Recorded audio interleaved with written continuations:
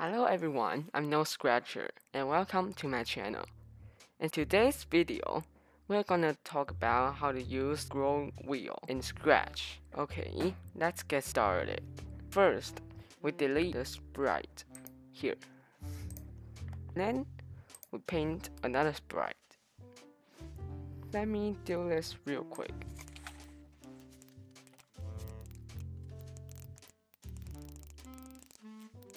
Okay, now we see a sprite here.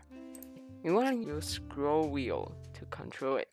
So first, we added when space key pressed. Change the space into down arrow. This is why. This block can detect both keyboard and mouse. And this block can only detect the keys on keyboard. So we change it to any key and then drag a if block. And then also drag a not block. Put it in and put it into the if block. Like that.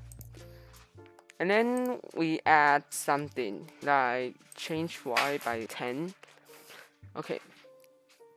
Let's try it out. Okay, when I press the down arrow key, it didn't work. Now I scroll my wheel like that. Okay, as you can see, it starts moving. Okay, so let's duplicate it and change it a little bit. Okay, now we can do both sides. Okay, that's all for today's tutorial, and thank you for watching. We'll see you in the next tutorial.